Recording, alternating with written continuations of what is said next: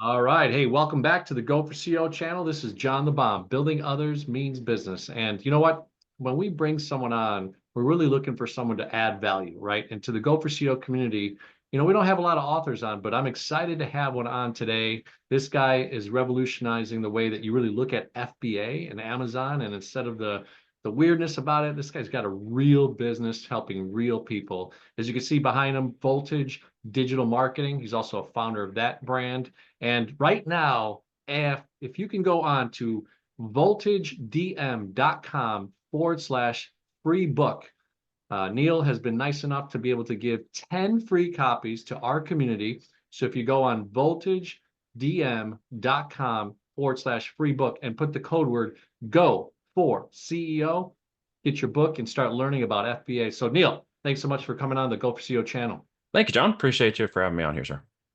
Awesome, brother. Awesome, brother. Well, we were talking a little bit about some things offline and just mindset and things that are happening in the marketing world and the things that are being shared out there. A lot of fluff, a lot of things that maybe don't hit home and Yeah, a lot kind of of get hopium mindset marketing is what I refer to it as. Yeah, yeah, they're getting lost in this wilderness of the internet, right? So yeah. Well, everybody, I mean, the internet is what it is these days. You could be the queen of England online, if you want. So, yeah, yeah, it's try to so keep it excited to real. have you on. Mhm. Share with us a little bit of the beginning parts, right? Of Voltage and how you got into FBA and these Sure. aspects of the business.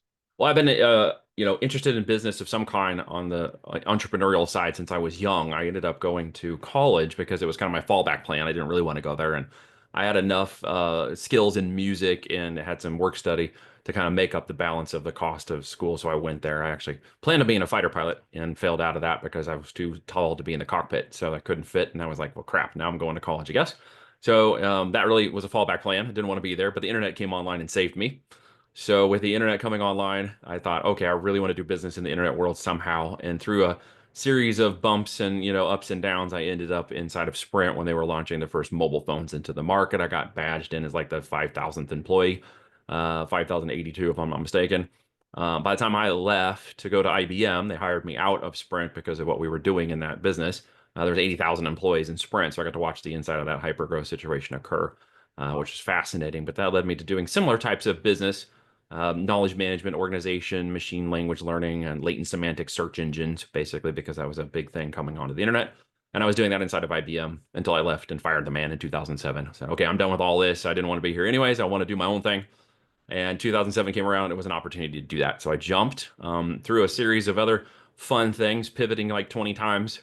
I ended up in e-commerce, not just the digital marketing side of it, but really the physical and private label product side. So we do private label brands and physical products, which can kind of combines the holistic model of the digital and physical world into an e-commerce brand. And landed on Amazon FBA around 2012 when I was trying to discover how to move those physical products to people and didn't want a warehouse and that kind of nonsense. And so I found their infrastructure to be extremely helpful because I didn't have to pack and ship the products. Someone else did it for me, which is really cool about the FBA system that Amazon has. It's fulfilled by Amazon. They're just a giant third-party logistics company. Actually, Amazon bought them. Most people don't know that, but they bought this logistics company and turned it into the sixth largest logistics company in the world now, with Wow. planes and trains and ships and automobiles and all that stuff.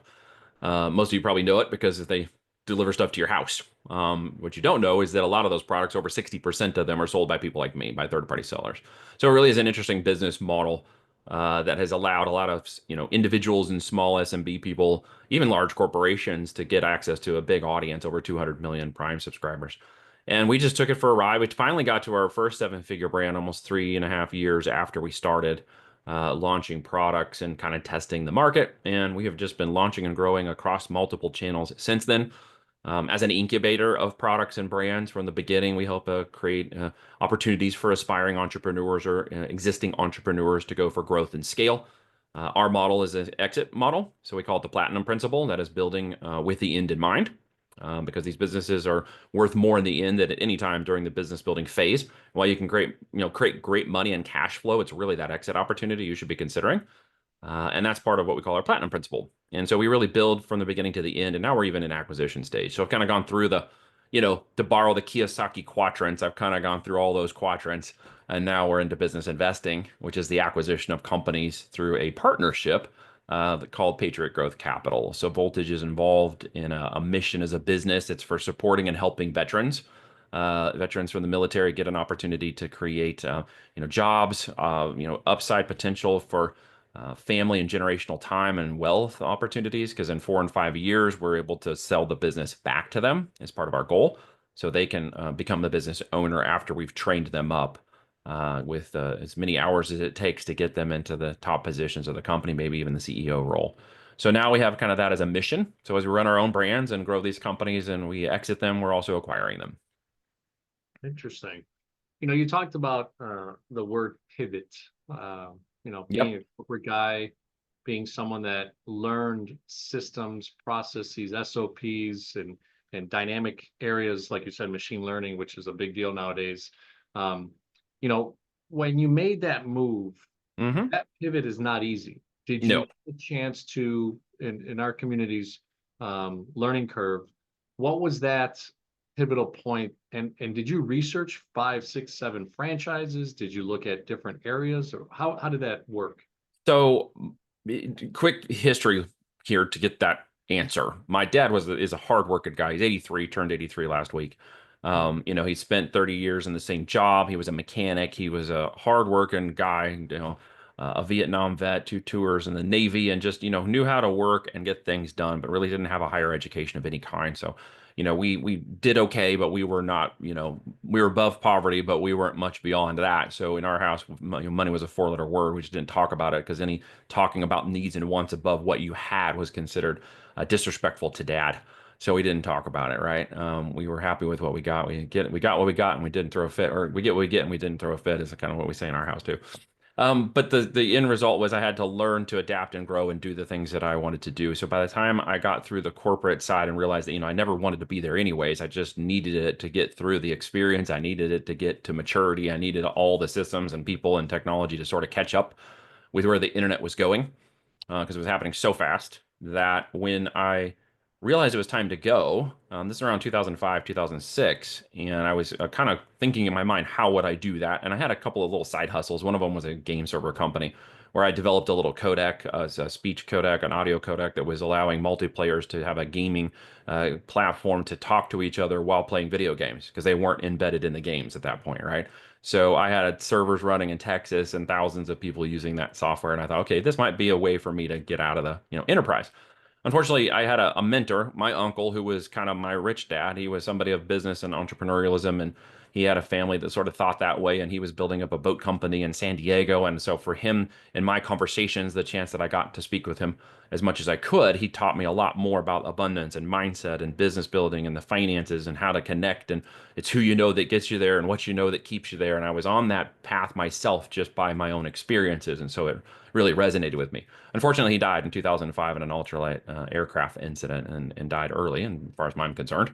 And that kind of set me off to the idea that, hey, I needed to get this done. Like, he was giving me all these ideas. He was suggesting franchises. He was suggesting get something, go do something. You'll figure it out as you go. About 2007 is when I finally pulled the trigger.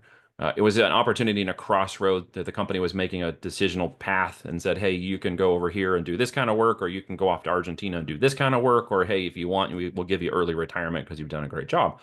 Was like, well, great. So I decided to go ahead and take the early retirement in June of 2007. I had just gotten married in March of 2007. So everybody's like, hey, what's the perfect time to leave your job? Never.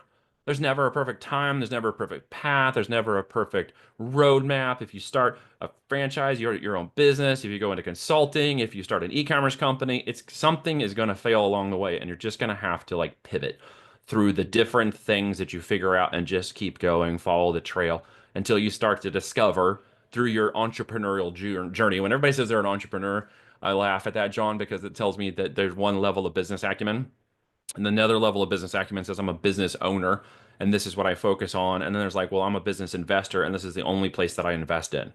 So there are different levels of understanding and language with folks when you kind of level up the conversation. And as you go through those quadrants, I've had learned to pivot through the learning, the money raises, the failures, the bankruptcy, the huge upside potentials, and the big failures.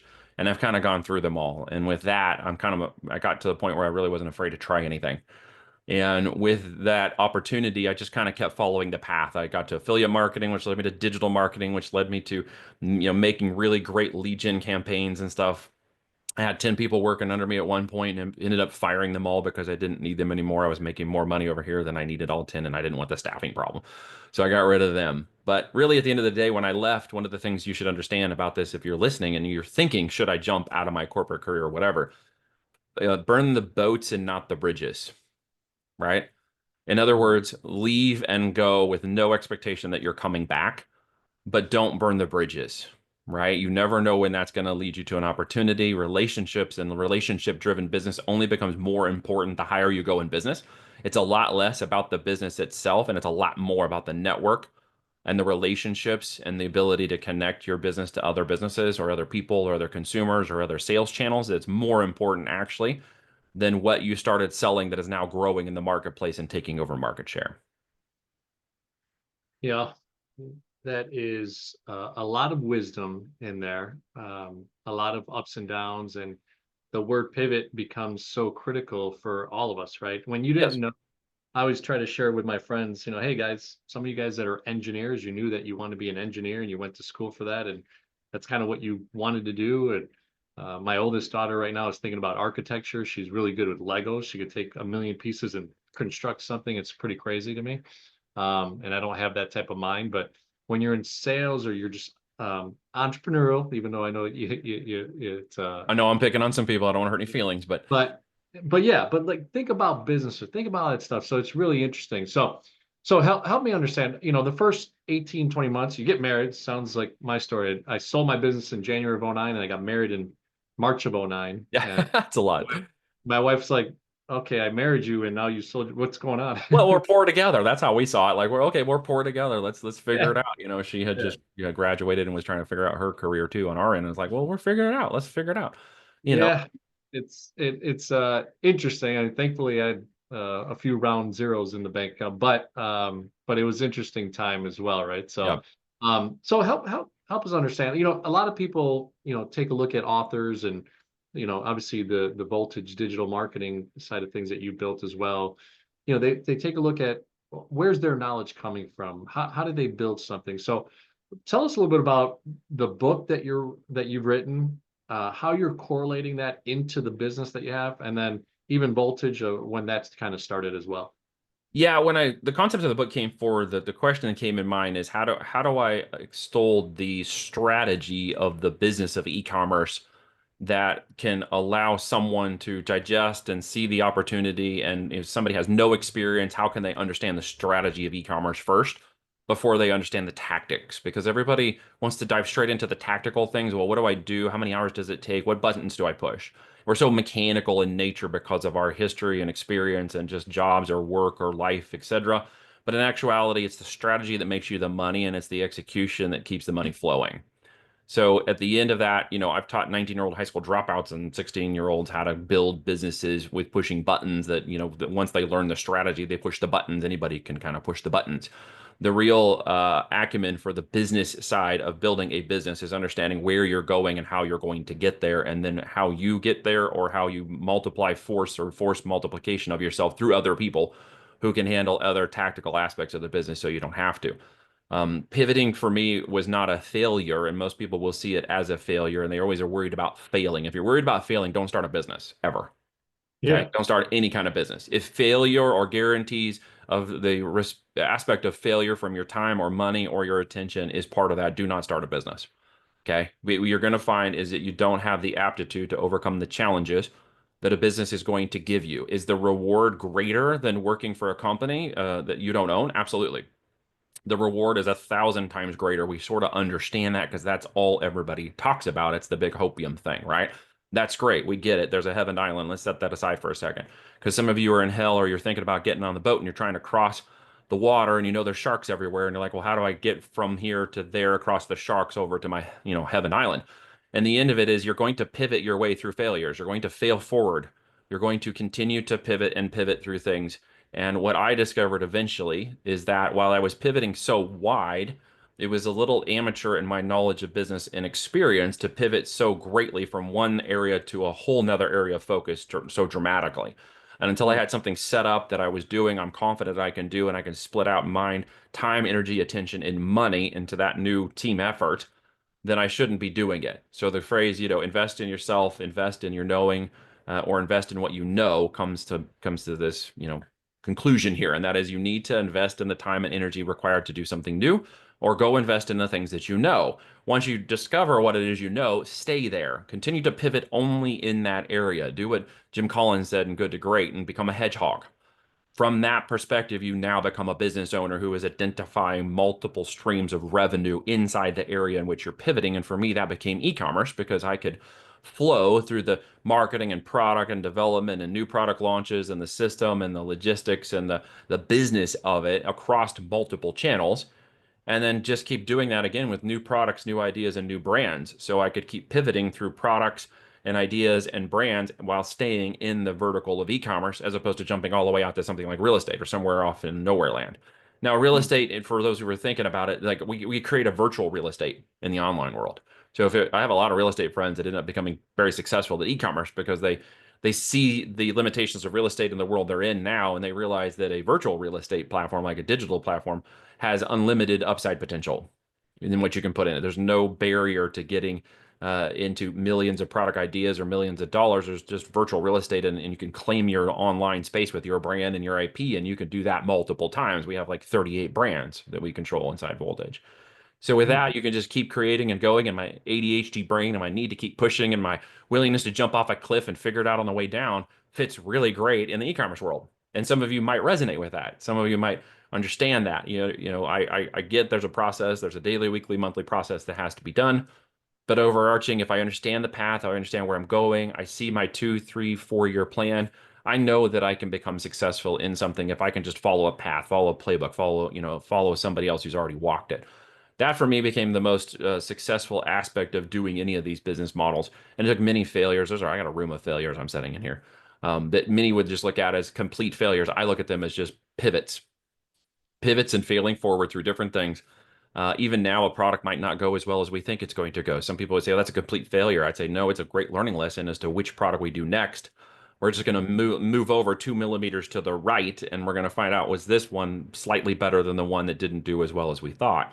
And then we just keep shifting that. And so behind me now, I've got an amazing team of people. I'm not alone in this, who are right behind me. I have a partner of over 12 years. He's much more operationally focused. The book talks about the strategies of all of these things I'm talking to you about right now. And it was put in such a format where you could listen to different experts speak about the different verticals in which they're an expert, but it's all tied to e-commerce. Okay, from the financing to the product research to the infrastructure to the thought processes to the overarching strategy of an omni-channel, multi-channel e-commerce business.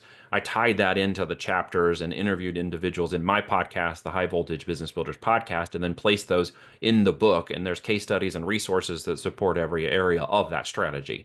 So I built that into the book so that hopefully it will translate backwards to people who are wanting to learn, if they're aspiring entrepreneurs, about what it takes to become a business owner in the e-com world. And I'll say, at the beginning of the video, we talked about the free book that Neil is offering, and I'll repeat that. It's voltagedm.com/free book. And the code word is Go for CEO. So Go for CEO community, get on it right now. Go get that stuff. And Have a copy. Take a read. You might like it. That's right. That's right. So, well, look, you mentioned earlier, and we hit so many topics on the Go for CEO channel because the journey of business ownership is vast, right? Yep. It's a lot of opportunity to really, like you said, pivot, grow, learn, adjust, tweak, move, all that type of stuff. So Yeah. I caught something earlier. You had up to 10 employees in one of the first facets and evolutions of your business. And you Correct. said, get rid of these, Yep. people in a nice way, right? But then you saw a way that you could grow, basically from the things that you learned. Now you just mentioned you have a partner and some things and the team behind Mhm. you. Have you Yep. pivoted to more of an independent contractor, type of model, or are you bringing on W-2 employees again and relearning that side of the world? No W-2 employees. Okay. I swore off that earlier. With systems of automation now and infrastructure and logistics and so many things that are out there, I don't need a warehouse full of people. I don't need employees anymore. So what I did and what my partner did is we actually trained people up to become CEO operators. And as we got them successful in their businesses, understanding the methodologies that we deployed and working with them one-on-one and helping them be successful in their businesses. We then offer them opportunities to partner with us, partner in a profit sharing model, partner in an actual business, or even partner in the acquisition of a company together, by which we can run and operate these companies. So behind me, I have operators who are running existing companies who are now helping us run partnerships, are in partnership with us, or we're acquiring companies. We're looking to bring them into those partnerships to help us run those companies. So they are worth 100 times a W-2 employee because they're self-independent, they run their own businesses, and they run them based on the models and methodologies that we taught them to. So it's very easy for us to translate that into successful business together. So I didn't end up with employees anymore. I have, yeah, hired mercenaries basically, but they're running their own companies and they're extremely good at it. Awesome. Well, look, you've described a few different business models. Let's get into the actual revenue, right? Yeah, So when you think about, setting up the FBA, right? You guys are, like you said, maybe A/B testing some products and looking correct. at ways that how that can generate some cash flow and sales in the marketplace. Tell us how you're actually generating revenue. So is it one level? Could it be the products? The other one is selling your book. The other one is coaching and mentoring and partnering and JVing with people, stuff like that. How is the revenue of the whole Yes, hierarchy set yes. up? So, as I mentioned in our call, we have about 35, 38 brands under our control at various levels of growth, startup, stage, launch, and into scaling. Those are brands we control and operate in Voltage. Okay. Then we also have client brands that we're supporting one-on-one. They own 100% of their company, and we're helping them raise them up and train them as CEO operators for the reasons I mentioned earlier. Then we have private equity through a company called Patriot Growth Capital that we help form and are partners in, and that is the acquisition of companies between 5 and 20 million plus in revenues, and then we are operators of that company. So we have a say in its growth, we have a say in its upside potential. We make money from the front end, the middle end, and the back end of that business growth as our operators and partners in those companies with an exit strategy in 5 years to take them through a capital gains tax-free exit. So with that, we then make money through that channel. So we have multiple ways. We have a SaaS software as well that has been in beta for a while. We're about to release it to the Amazon market because what we have become in the last 5 years, as we've translated with technologies and changed our business a bit and elevated our product brand pricing in the marketplaces and elevated our brands coming off of anything less than $50. We now do everything $50 to $500 in retail price point in all of our brands, which we obviously make money through multiple channels, Amazon FBA being one of them. We take that business back and then we obviously translate that into a 3 and 4 and 5 year exit, where money is also made on the back end. Everybody who works with us has an opportunity to become a first rights of refusal opportunity. As the business gets to maturity, we ask them to come to us first and say, hey, is this something we can buy? So as we raise these companies up, we look to acquire our client companies as well. So there's about 7 or 8 revenue streams inside of Voltage through the holdings company. We have investment strategies as well. I'm hoping will pan out well. We're investing in some new technologies that are not within our infrastructure, but we're taking out profits and investing in other areas. I've even got crypto holdings and other things that we invest our capital into to kind of diversify risk across multiple channels and revenues. And by the way, the SaaS is going to go live this year. We're about to launch it into mainstream, and hopefully that will turn into another greater revenue stream than just internally, where we've kept it behind an NDA for a while. We're going to release it because we're data brokers. So what we learned is to broker data to an AI engine that now has the capability to deliver it last mile to the customer without our help, all the way through that very large engine. So it basically delivers the products, handles the customer support, and handles the last mile and does all that.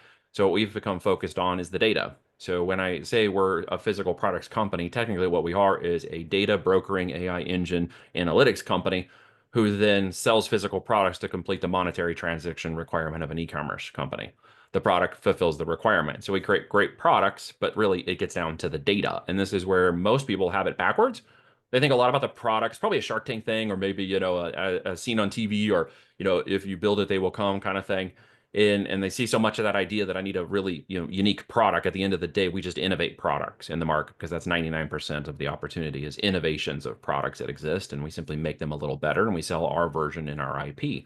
And they're great products. So with that, we have the opportunity to grow, a business across multiple channels and revenue streams and opportunity with great upside potential that doesn't create 2 and 3 years of R&D.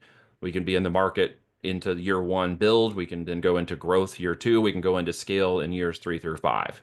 which creates a huge upside potential for fast revenues for these businesses.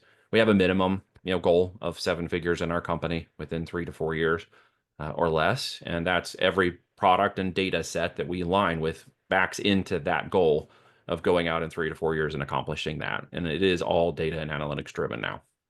Hmm. It's interesting. You know, from a commercial banker hat, I've been wondering as you're talking, it's interesting that you put this model together where you're helping people work with you. I'm assuming there is some sort of commitment, obviously monetarily, that they put up front or what have Correct. you. And then do they share in equity up front, or do they look to then become an equity partner within that 3 to 5 year space? They look to become an equity partner. When they come to work with us initially, they're 100% owners. They're deploying capital into their business and product lines. We're simply guiding them through a process of getting them to an expected outcome, which is 100K in net profits within 12 months after they launch their products. I have a performance bonus of a $10,000 guarantee that says that you don't pay $10,000 of our fees if you don't hit that 100K in net profits. So we have a time frame and a monetary goal we set with the objective of trying to keep the operator on focus so they become skilled at launching the business and growing it and turning it into a profitable going concern. The same way that I would want if I brought a W-2 employee in and said, okay, here's your business, here's your objective, here's your key results, here's your goal. What I'm really looking for is those who have the greatest aptitude to accept the business, grow the business, and then become great operators independently, and then offer them the opportunity to partner with us and only partner with the best aptitudes and best executors in the marketplace who know that they have the skill sets and knowledge to do it now. And so we have opportunities for what we call voltage product partnerships in our enterprise where we ask them, hey, for those who might want to become product partners, you can apply, and then we can see if it's a good fit. When you say the brands, just to give a little education to the Yeah. community, you know, are you talking about the brand, the company, or the brand, the product within that model, let's say of the 35 brands? Yeah, so the company could be named XYZ Corp, right? But the actual brand is going to have a name on it, like AirTough or something. And that brand becomes the household name. That's the Nike, the Pepsi, the Coke, whatever. That becomes a And the component of product that flows through that. activity of the product to the market. And we try to name them in such a way where there's an affinity level. So if we're going to sell shoes, we don't go shoe Acme company. Like we'll come up with a specific affinity. We're driving a brand name that no one's ever heard of. We're starting and incubating on the Amazon brand channel first because it has the brand authority last mile. Most everybody trusts it now, like they used to trust the yellow pages, right? And so we are going out and there's demand on that platform as a demand capture platform. It captures demand from all the other segments, including television now. So with that, we then get into a vertical of proving and incubating on the channel that has 49% of e-commerce sales in the United States, and prove that brand can sell at that product. And we have a 5x5 product methodology. We launch 5 products, averaging 5 sales a day or 25 sales as a goal. And from there, organically seeing how much of the market share we can capture on Amazon into what growth trajectory we can get it to, and then we'll move it into multiple other channels, direct to consumer, retail, Shopify, Walmart, whatever other channel we can put it into. Hmm. No, that's amazing. You know, I'm sure there's such a desire to learn that, right? And like you said at the beginning of the podcast, you know, people don't realize that Jeff Bezos created a monster, but it's a monster, you know, deployed with help of 60%, you called it, of Yeah, 60% of the sellers on Amazon are third-party sellers like us. that's not What most Amazon. people don't understand though is they typically want to sell the sub 20, sub $30 products. We say, friends don't let friends sell $20 products on Amazon. It's not profitable anymore. $30 products will barely be profitable until you get to 50 and retail price point or above. Do you not actually hit profit margins in our data set that are part of what we call our green light process, green, yellow, and red. The data sets have been defined by 12 years of selling multiple 8 figures across multiple brands, and the data set just works every time. It literally gets people to finally realize that they can sell anything in a box to anybody once they understand the data that's required, the customer need. And so much as this has changed now with AI-driven analytics, systems like Amazon having AI, TikTok has AI, these all have AI now, and they're looking for key indicators of need and demand and intent for demand of those products. There are certain places in Amazon's big filing system, its big digital warehouse, if you will, where those products live and have to live in order to be met correctly by the engine's ability to put a product in front of someone. And then you have to actually put a good product in there so you get a good review. You don't want to put a crappy product in the system because you don't want bad reviews. If you do a great job selling and do a horrible job with your reviews, the whole thing crashes. Or if you spend 2 years doing R&D on a super awesome product, get it patented, and have no experience on how to sell it whatsoever, then the market will never see that amazing product. And I've seen both of those things, and I've been on both sides of those things. So the balance is really in the middle. But I would also lean it much heavier on the sales side because you could fix a product that has problems, but it's very hard to fix the marketing if you never figure out how to dial in the conversation and figure out where the product is. So we literally take the data segment right down, no emotions. This is what's selling, and this is how selling so much. In our data analytics, we found literally what are the top 103,002 needs that power all of Amazon. It's the only data set I've seen, and I've been all the groups and all the systems and all the softwares, and I've done this for more than 12 years.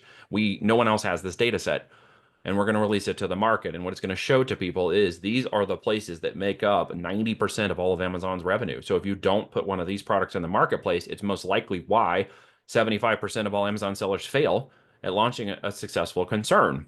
And why I have a lot of very great case studies with very high sales because I can get 5 and 10 product reviews on a product that's doing, 4 and 5 figures a day. Hmm. So question to you, with this launch that you have on this data set, Yep. what makes you feel, eh, I guess, instead of keeping it within the community that you've built that's so strong, why are you deploying it to the masses? Huge market opportunity, right? So I see the larger guys in our market sphere that have not pivoted to this. They're still on search terms and they're still in the old school model of Amazon, which changed 5 years ago, and they're still selling people into that model, like homepium dealers and fake wares and all this crap about buy a course and then teaching you how to flip products on Amazon, which is outside of their terms of service. And here's my $3,000 course and go shop your way to wealth on whatever and arbitrage these products. And Amazon's shutting them down like overnight. And of course, that hits the internet and there's more people doing it. So it becomes a bigger, like, marketplace conversation you hear. It's because so many people are getting shut down trying all these models that fail. The only model that ultimately works is a private label business model in which you own the IP, you own the intrinsic property, the intellectual property, you own the value of the brand and control it across multiple marketplaces, and you own the supply chain for the actual products that are being manufactured and customized for you. If you don't have that, you don't have a real business. You have a side hustle or a hobby business. Okay, we're talking about real business building with growth, multi-channel and upside potential. And one of those things you've got to look for is the realization that it's not for everybody because it is more of a capital intensive business model, an inventory based business model. For those who have the capital, there's a lot of upside potential for entering the market with a barrier of entry that most people can't get into, and then deploying the capital necessary to actually see it really go and go fast. We deploy 50 to 100,000 or more in year one into each of our brands. We do that because we know that the market share is there. We know the upside potential is there. We know the data proves it's there. And so we're going to go after it. And there's so much data, so much product, so much change with this AI moving so fast that I have no problem releasing this data now because I'm ahead of the curve. I'm ahead of all of those other engines that haven't changed, all those other big boys that haven't pivoted. I'm in the speedboat and they're in the Titanic, and we're going to turn into a destroyer before they even know we're there. We're going to go through and pull all their people out of the market once they realize where the actual data lives for the opportunity. And I'm going to present that to the market. I like it. I like it. No, hey, there's innovation in that. And That's right. hey, look, business is a dog eat dog world. It It's is. It competitive. absolutely is. It's people don't realize, there are some advantages of working at enterprise and the cushiness of it, but the killer of greatness is comfort, right? Risk and reward ratio. We talk about this a lot, right? What's your risk to reward? I discovered my risk ratio is much higher than other people's. I have a threshold for risk that is simply greater. It's a Yeah. natural effect of who I am. It's a conditioning of change. It's a conditioning of a poor financial environment in the past. I don't know. You could come up with it's just school of hard knocks. You can't go learn this from an MBA in a career. You can't learn it for somebody who's teaching it in a business class on a 4 year education and expect to keep up at the market 4 years later. We've passed you 10 times over by then, and you're not hireable. So you have to get in and actually start doing these things for yourself. You have to figure out where your aptitude fits. If you're a podcasting influencer style person who's more about speaking and engagement and you want to talk about yourself more and woohoo, then go do all that, but don't be an e-commerce.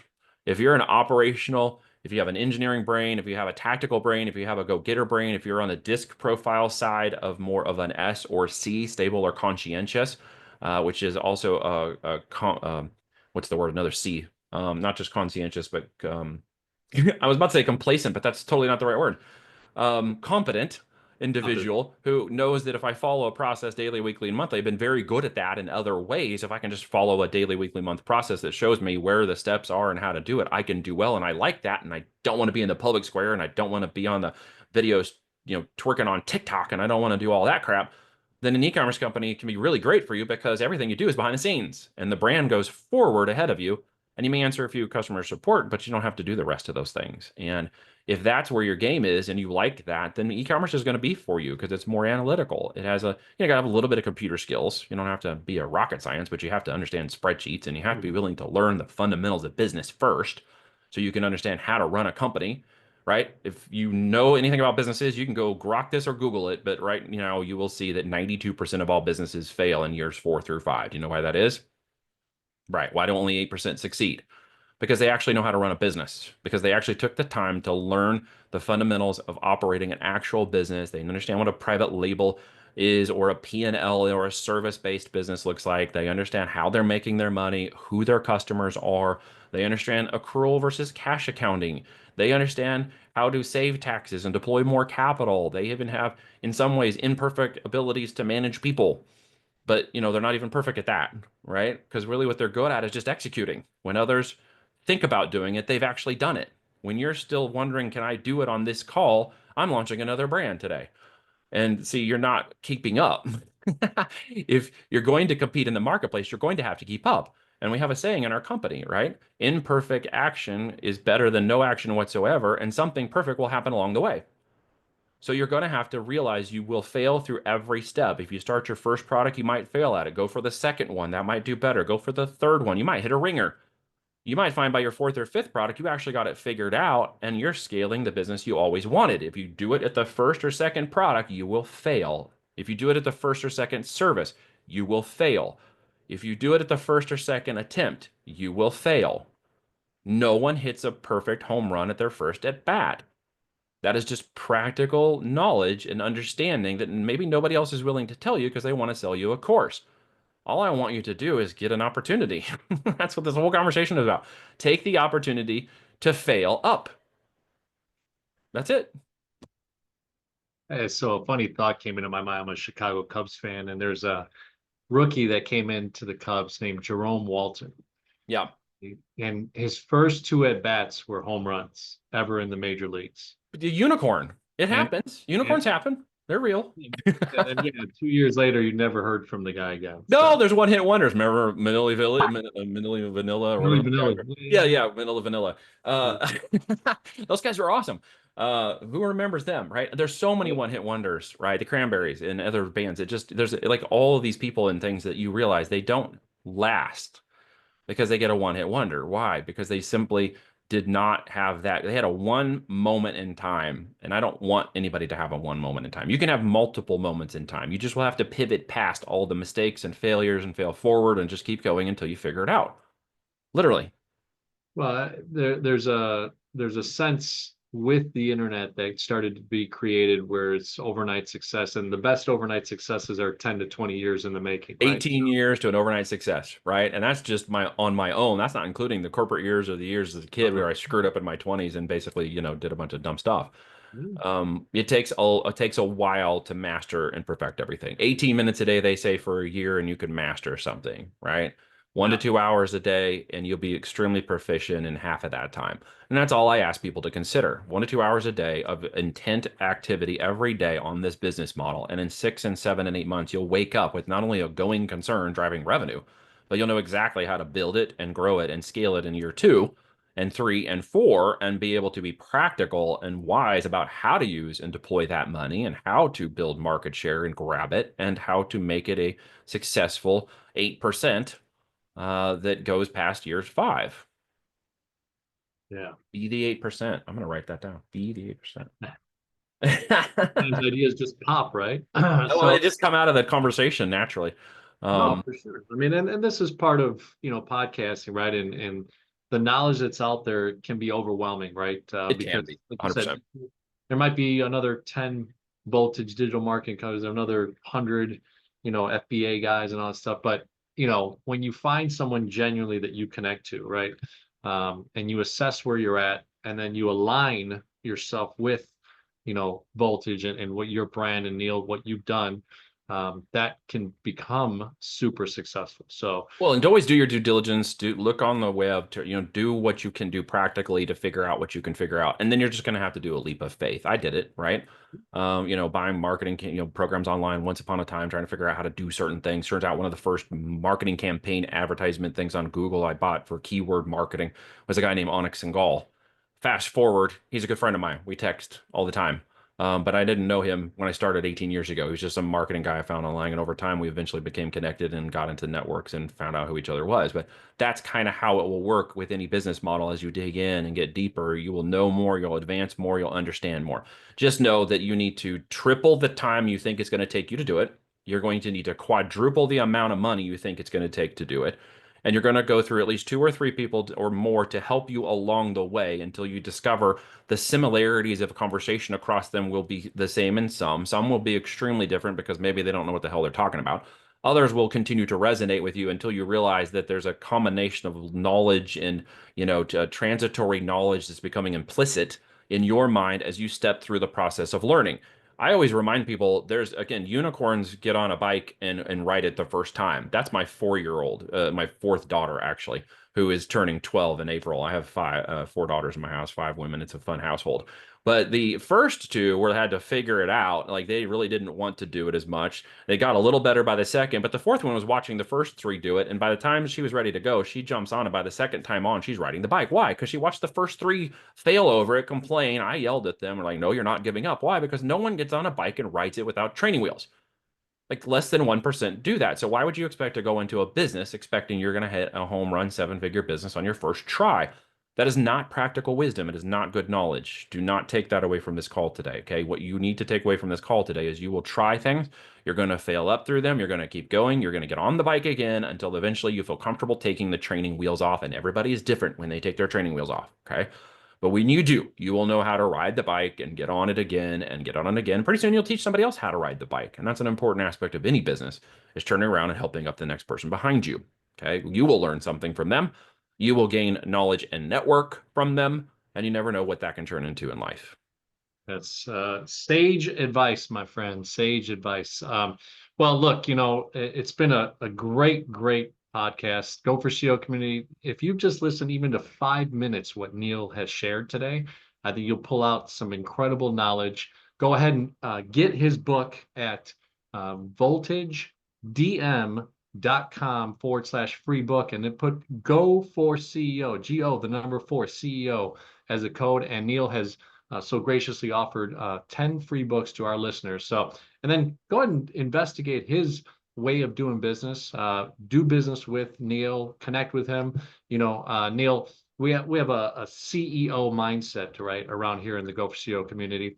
And the last 3 questions that we usually ask our interviewees are C, E, and O. So C is client experience, E for engagement, and O is for operational excellence. So let's start with the first one, 30, 60 seconds, kind of a value add proposition of why people should do business with Voltage, why they should do business with Neil. In client experience, what is that going to look like for someone that gets into your ecosystem? Well, look, at the end of the day, we're building physical private businesses, physical private label businesses. Okay. We're inventory driven for many reasons because it fulfills a contractual obligation between us and the client, but it's also inventory. Inventory can be written off. There's a lot of things you can do with inventory in a value-based model. It's also stuff that helps with inflation. Physical products, second, longest professional history in the world is selling products. When the market changes, you adapt, products change, services change, and real estate and other things change, but physical products have been there and will always be there in some capacity. So it is definitely a hedge against inflation and opportunities to create, in my experience, generational wealth and freedom. For clients that work with us, we do it over 12 months. We do it one-on-one. We ensure that you build a business to a going concern that will profit, create growth and scale so that we can come back and say, hey, there's a business we want to acquire. My goal is to acquire that business from you. So I want to see you do it right from the very beginning so that you have a going, saleable asset in the end. It's very noticeable that you have had 10,000 hours. You're very, very good at what you do. So Love the client experience that you just detailed. It was very poignant and had some steps in there so that when people see what the client experience, they could feel it as well. So E is engagement. Neil, you mentioned in the beginning, obviously you had 10 employees, W-2. You've kind of Mhm. squashed that business model. You've actually grown 10 or 100 times bigger than that because of the way that you now put your business model and scale together. But Mhm. what's the way that you engage? How do you get people to really kind of connect with you from an E engagement standpoint? If you, here's the three things, right? Know, like, and trust. Something today you should know about me that you didn't know before, and it's something that you should hopefully like, either the language, the framework, or even the way I run my house or the way I do my life. I live on 50 acres in the country. We homeschool our daughters. I'm very conservative in nature. I'm sort of a salmon against the upstream world. We took them and kind of built a home ecosystem to launch them out of that gives them the opportunity to build their own business, do their own thing, follow along with dad. So at the end, I really do what I say I do. I live the way I live. My life is a lifestyle by design that my wife and I created to give them the opportunity and ourselves to be able to pour back more into our community and our homeschool co-ops and other things that we do. The aspect of trust is something that is gained through exercise. It is not earned through a simple conversation. Trust is something that you see and you feel and you know somewhat instinctively. You just have to kind of trust your gut. And then you have to take a leap of faith to trust somebody. I have to do the same thing with others as well in our life and say, you know what, at the end of the day, ultimately, if I trust them and they failed me, it's not on me. And I should not take that on as a failure. It is their failure to deliver. So I always want people to be very careful about who they trust and how they trust, to be cautious and do their due diligence.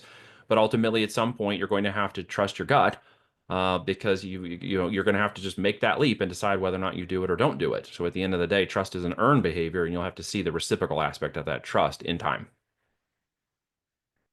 Fantastic. The last one is operational excellence. I know that we didn't touch on every system and process that you do, but can you give us two or three highlights of what, tools you're using within the business model over the last few years that really have accelerated growth? Well, I've gotten out of major systems and built my own because I couldn't figure out, how to connect all the different ones to get the data that I wanted. So we hired a development team and went to work on building our own system out of our spreadsheets and processes and methodologies we created to combine that together. We started to piece it together into our Greenlight dashboard tool set that we're about to name soon. So I don't actually have a name for it because it's not public, as I mentioned earlier. And we're going to make it public soon, and we'll tell you everybody what the name of it is. But we Green. built that. Yeah, well, the green light process for sure is the methodology, and the tool itself has different tools within it that we developed. A scanner tool that tells you exactly where the customer needs at, the node hunter that tells you exactly where to place that need inside Amazon's digital warehouse, and then an ASIN finder tool that shows you exactly which products to put inside of that framework once you've identified the need and the node. You put the product inside of it and watch the magic happen because the data is exactly in alignment. We use automation tools. That's why we called it the almost automated income with FBA. So we use Amazon's automation system. It's $20 billion infrastructure. They're about to dump another few $1 billion into AI this year to help move products to market and grab that demand. We use PPC, pay-per-click automation tools specifically for Amazon and even on Meta and stuff to help us determine customer segments, avatar, and the digital side of the market. We use logistic tracking software that helps us move product from manufacturing and just in time into third party or Amazon's warehouses and upstream warehouses. That gives us blinky lights and dashboards to kind of manage metrics. It's created a situation where I can have an operator run three multi seven figure companies a week with one operator. So if you're worried I can run one, I'm going to teach you a process by which you could run multiple companies using systems and dashboards. You don't have to move the products. You don't have to go to a warehouse. You don't have to get them out of your garage. The systems and logistics now can all be managed through these automation and tools. And we have a number of other ones we can go on, but it's literally all around e-commerce and automation of e-commerce processes and tasks to allow one operator to become a unicorn over time. Hmm. That's a mouthful and a lot of great knowledge there. So, Neil, we love that you came on the Go for CO community. You were booked on here.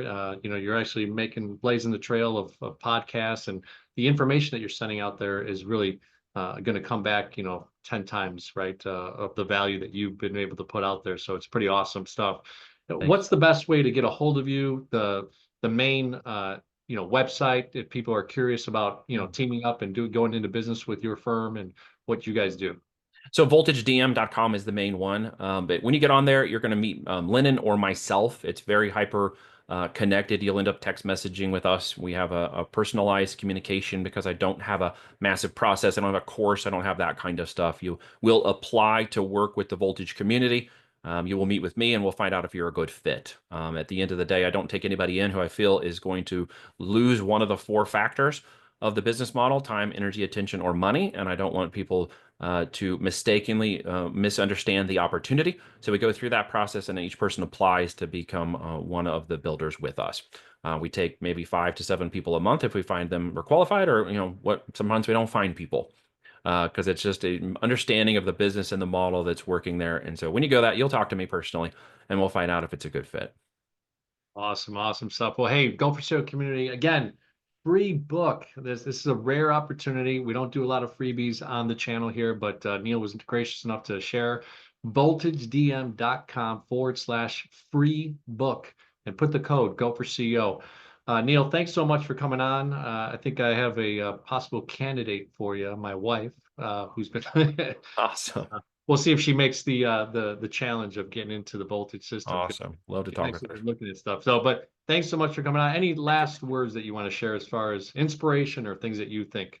I think that most of the time people discover that the limitations they have in the idea of business is really a limitation on themselves and not the actual business opportunity. If they could break through that, they can get past the challenges and issues they may have in their mind. They can find a going concern in any kind of business model, whether it's e-commerce or real estate or anything else at the end of the day.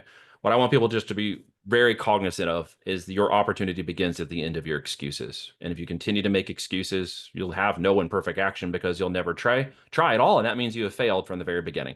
So it's best to fail in the process than never start at all. Boom. I wish I had a little mic drop on that one. Thank you so much. Thank you for Thank you, being John. on. Appreciate it.